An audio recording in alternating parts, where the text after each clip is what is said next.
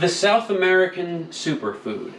I'm not talking about Evo Morales, the current president of Bolivia, who is an absolute snack. Ugh, the hair. No, I'm talking about a wonderful natural grain that is a complete carb, I think. I'm not sure what a complete carb. No one is. This grain that grows in the wild mountains of South America, the Andes, the longest mountain range, stretching from the Horn of Tierra del Fuego to the Panama Canal. Don't have an acronym for that, or an adjective for that. Is quinoa, a delicious red grain that tonight we're going to be incorporating into a classic American staple, mac and cheese. I first thought of calling this mac and queeze for quinoa, and then I realized that the quinoa is not replacing cheese. I'm not making mac and quinoa, I'm making quinoa and cheese. So we're gonna call this quack and cheese. This is already enough of a train wreck. We're gonna roll the credits now.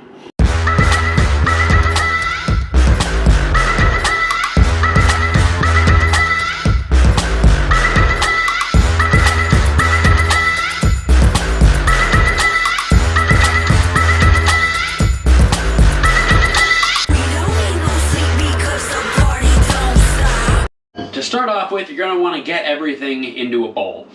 We take our plate of red quinoa, which you buy at Hy-Vee for an obnoxiously expensive price, $9 per pound, which, I mean, I don't know what cocaine costs, but I assume it's the same wholesale. Economics of that are very much dubious. You're going to put that into a big bowl.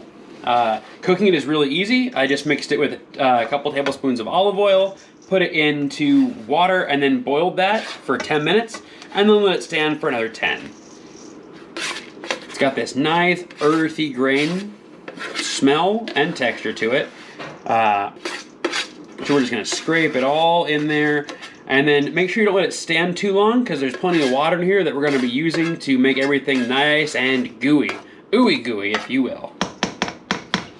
So once I put this pan over here, we're going to go ahead with the next step. I've got a bowl of caramelized sweet peppers and onions, and we're gonna go ahead and take about 2/3 of that, one handful, and just dump that in there. I love our measurements. Right? I mean, use a handful, and I've got fairly larger than average hands, ladies, but if you have smaller hands, which, I mean, this is 4 inches exactly, actually, because my hands stopped growing. Yeah.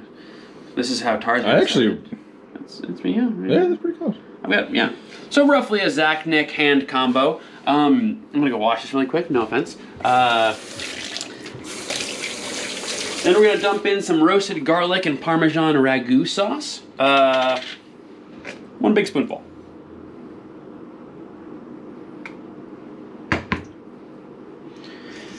And then you're gonna stir that up.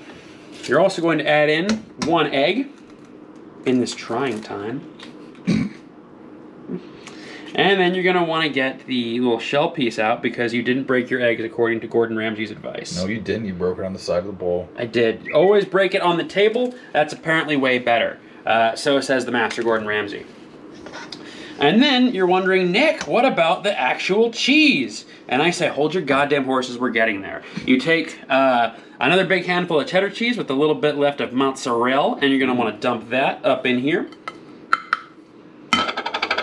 And then you're gonna wanna take the actual random Kraft macaroni and cheese. This is Aldi Cheese Club brand.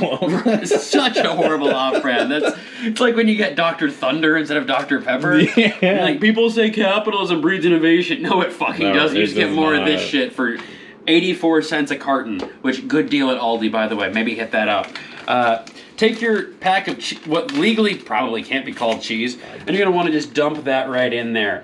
You can tell because it's a neon orange that nothing near actual cheese has ever touched it remotely. Not even close. If this thing comes from a cow, that cow glows in the dork. Anyways, you're gonna want to start stirring that up. Really get in there. And then if you need to help it chunk up a little bit more, you can take what I've been sipping on, which is why I'm slurring my words just a little bit, and take some light beer. Not a lot of light beer, like a little bit. We're gonna do a quick 3-pour. Now when you're done drinking your 3-pour, you're gonna put a 2-pour into the bowl. Jesus 1 Mississippi, 2 Mississippi. If I missed the bowl, we're going to edit that part out probably, right, Zach? Nope. I didn't think so. All right. So we're going to stir this up. This is where I'm going to go into fast mode.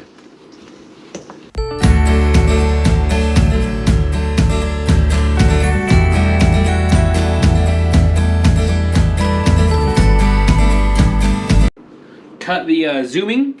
Okay. We're going to add another spoonful of the ragu, of the cheese sauce. And then we're also going to add something for a binding agent. Now, what is a binding agent, you ask? Well, usually it's an ace bandage if you're going through a gender identity crisis. No judgment here. If it works best for you, just do it. In cooking terms, it's something that helps all the shit hold together. In this case, it's going to be some breadcrumbs. I'm going to take a large... Honestly, I don't know what a fucking length measurement. This is probably... That's a metric hand. It's a metric hand, yes. A metric hand corresponds roughly to 1.15 imperial teaspoons. Yes. Which is what my mother calls what she serves tea with when there's a royal wedding. That's a French hand. That's why they lost World War II. The more you know. And then you're going to want to, again, just start stirring that up.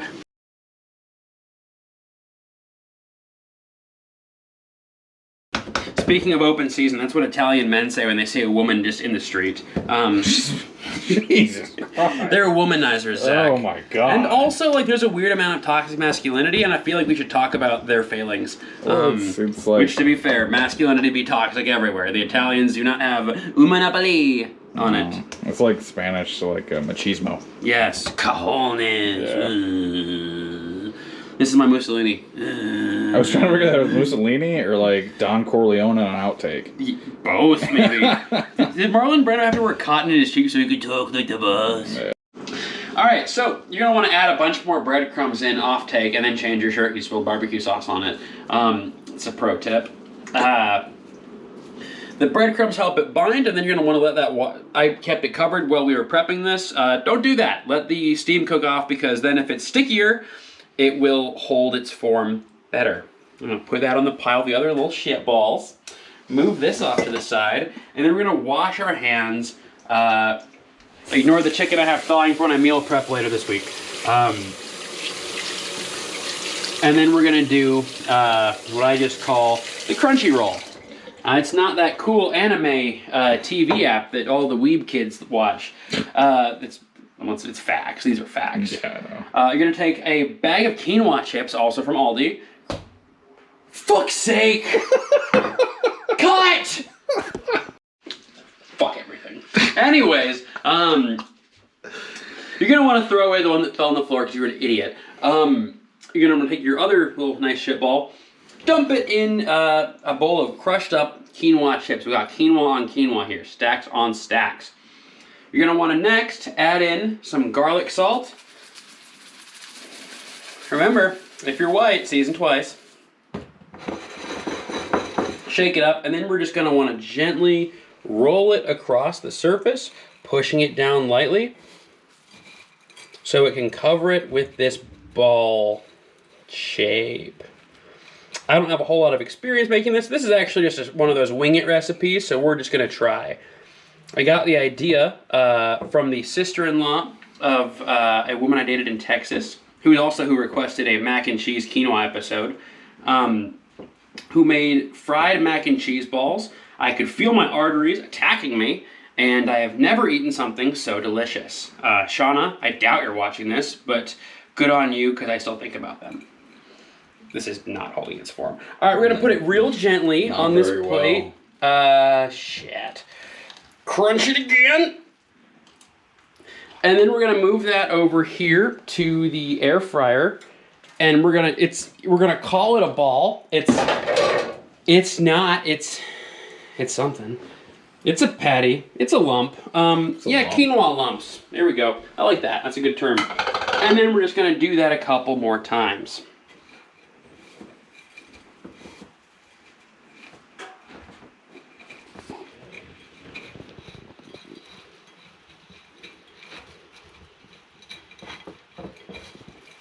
You're probably not going to want to get drunk the night before and eat half your bag of quinoa chips. That's a pro move, kids.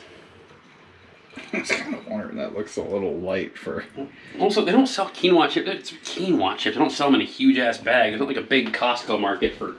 Actually, they probably would. Actually, I'm sure there is. Yeah. Alright.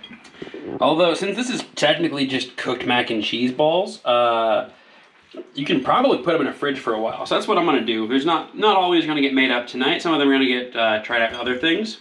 That works. So I'm going to put these into cook, and then we'll make a zesty kind of southwestern sauce. And by southwestern, I mean I'm going to use the hot sauce I got for Christmas mixed with mayonnaise and sriracha. Because it has everything the South has. Spice and high cholesterol. You laugh. There's a pie chart that proves that's not prejudiced. It's not prejudiced against the South. South is a wonderful country, provided you're white. The rest of it, there's some work to be done. But to be fair, in the North, it's also not great if you're not white, because the world isn't great if in America if you're not white. It's racism. We should stop it. Now that you have your four wonderful little... yeah, you got 4 of them. We're going to go ahead and put it in the oven, which we have preheated to 350 degrees. You're going to need about 350. And then we're going to bake those for... I'm usually wrong on this, but I'm pretty sure I'm right. Let's just call it 8 to 10 minutes. All right, so for the next one for our, what I'm just going to call Texas dressing, we're going to start off with a nice base of light mayonnaise. God damn it. We're going to start with a 3 squirt. 1 Mississippi, 2 Mississippi, 3 Mississippi. Making it look easy, Nick. We're going to add in a couple of spoonfuls of spicy pickle juice. This is actually filled with the spicy pepper juice from a Jimmy John's. I just asked if I could have it, and they were like, weirdo, sure, yeah. Pro tip. 3 squirt of sriracha sauce. That is a pro tip, though, for the most part. Like, if you walk up to restaurants, especially chains like that, and you ask for something, honestly, they'll more than likely give it to you. Yeah, it works. A little bit of garlic hot sauce, Fire Valley. Give it 3 squirt. And then we're going to dump that in with some barbecue sauce. I'm using a pretty basic kind that's known across the land. It's standard Buffalo Wild Wings Honey Barbecue. And then just squirt to your comfort level, which is approximately what she said. Now, the temperatures on this are going to mean that the mayonnaise coagulates a little bit. That's a science word, which means it gets all chunky. And you're just going to want to keep beating that until it all mixes together into a savory orange brown, like the dirt outside of the city of Amarillo. Texas references abound. Amarillo is Texas for yellow. There's a reason I'm not a history major, right? No, I'm not a geography major. There's the one. Or a Spanish major. There's a reason I'm not a teacher. Thank God for that. I was thinking about it. I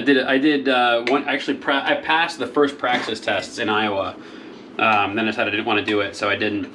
And then now the only praxis tests I pass are throwing rocks at cop cars at Black Lives Matter rallies. Hell yeah. Anyway, so once that's nice and zesty, you're going to want to take a singular hot pepper. You're going to want to lay it on the top so it looks all fancy. And then we're going to wait for the other stuff to be out of the oven. Well, it's been 9 minutes later, so we're going to open this up and check under the hood. Get 2 oven mitts, that's a pro tip.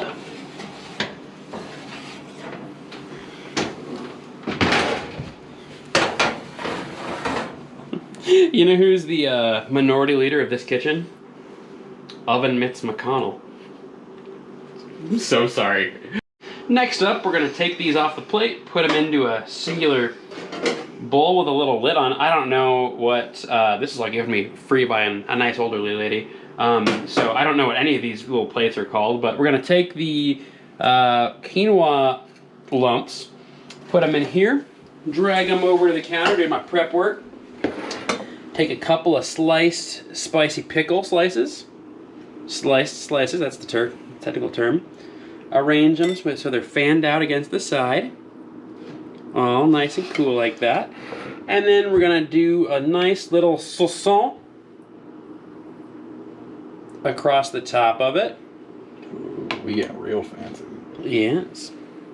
Yes. Perfect. And then there you have it. You have one air-fried quinoa lump, which is ready for your consumption. A perfect fusion of Southern American cuisine and Tex-Mex. Bone. It's gonna be so fucking hot. Bone. Really hot. Appetit.